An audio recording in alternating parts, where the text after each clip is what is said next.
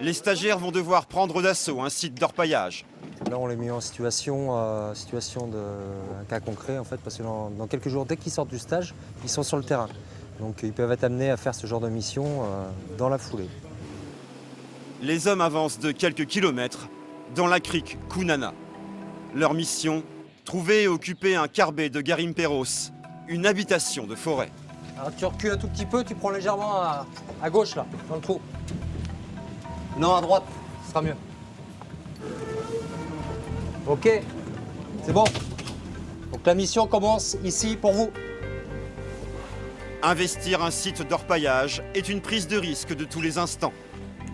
Dans la forêt équatoriale très dense, le danger peut survenir à n'importe quel moment. Un tireur embusqué peut être caché à seulement quelques mètres. Alors il faut d'abord sécuriser la zone, avant même de chercher le site.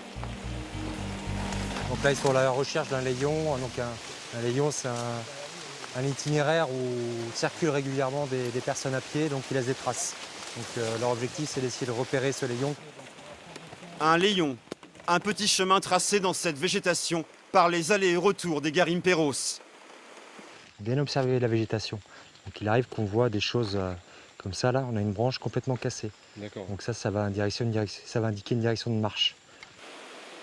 Une pluie torrentielle commence à tomber. Chercher la cible dans ces conditions est encore plus éprouvant.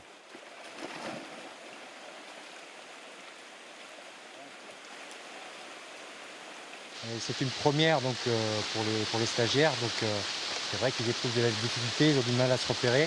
Ou des racines qui montent, donc on se prend les pieds dedans. Difficile de regarder devant parce qu'il faut regarder où on met les pieds.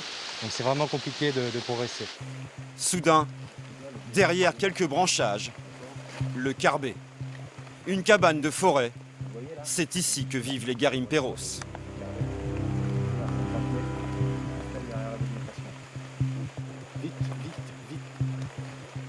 Sans perdre de temps, l'attaque est déclenchée.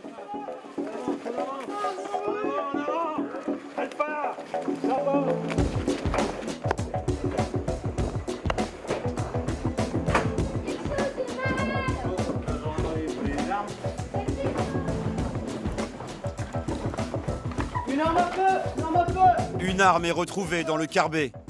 Mais les gendarmes vont avoir une autre urgence à gérer.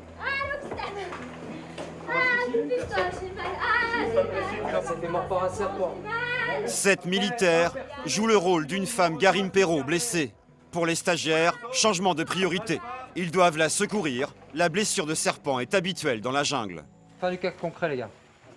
En quelques minutes, toute la zone est sécurisée. Mais les stagiaires doivent aussi apprendre à gérer des embuscades. Des situations rares, mais qu'ils sont susceptibles de rencontrer. Un formateur les attend cachés dans la forêt. Il va simuler une attaque par un coup de feu à balles réelles.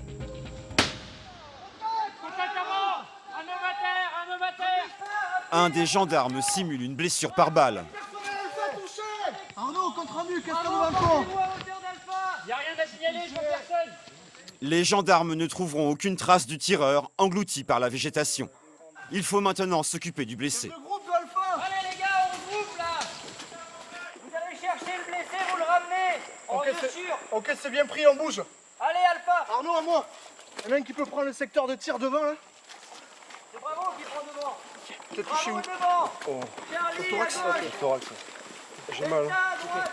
Bravo, vous restez en appui face à la direction dangereuse. Il faut d'abord éloigner le blessé de la ligne de front pour le protéger. Ok pour tous. On se regroupe autour de la victime en 360. Ok, une trousse de secours s'il vous plaît. Allez, Charlie Delta, venez là. Et enfin, lui prodiguer les premiers soins. Regarde, ça va traverser, mais là c'est le sac. Tu prends à droite. Monsieur, du mal à respirer. J'ai du mal à parler. Ouais, j'ai mal. Ne parlez pas. Difficulté à parler, j'ai pas trouvé d'autres blessures derrière, la balle est pas ressortie. Je sais pas là. Problème, en plein milieu de la jungle, aucun hélicoptère ne peut se poser. La seule clairière susceptible de permettre l'évacuation d'urgence est à 150 mètres de là. Attention pour lever. Levez. Il faut déplacer le blessé sur un brancard improvisé. Posez. Attention. Allez les gars. Ok. Allez. Sur la feuille d'arroir. Mais après les pluies de la nuit, le terrain est extrêmement accidenté et glissant. Allez. On va faire passer le brancard. Allez, venez ouvrir le brancard. Des marécages infestés d'insectes, des troncs. Au risque de se blesser, tous les hommes doivent se relayer au transport de leurs camarades. Resserrez, resserrez. Resserrez.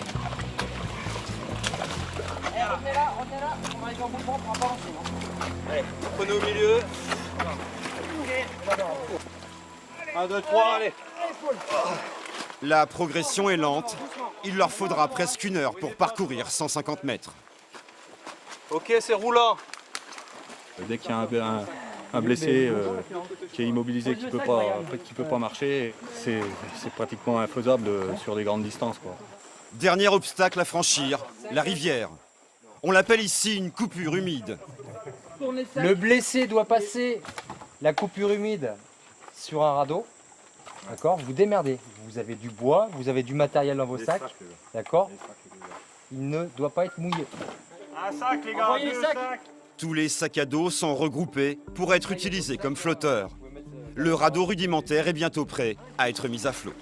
Vous voulez pas le tourner? Attends. Attendez, il y en a qui reprend là. Allez, on lève, on tire, forcez pas.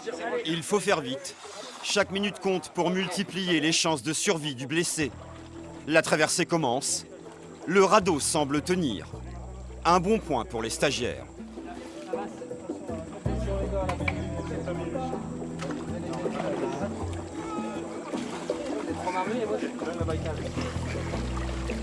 Tout propre.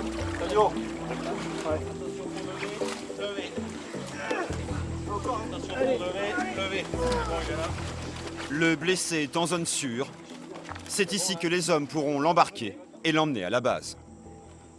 Bonne manipulation, je pense que ça a vraiment fait toucher du doigt la difficulté des progressions en forêt équatoriale. Et surtout toucher du doigt qu'il faut travailler un maximum en sécurité, éviter d'avoir un blessé. Parce que là, ils ont vraiment galéré, je pense qu'ils vont mieux dormir ce soir. Dans 2 jours, ces hommes et femmes seront confrontés à leurs premières missions opérationnelles dans ce milieu hostile.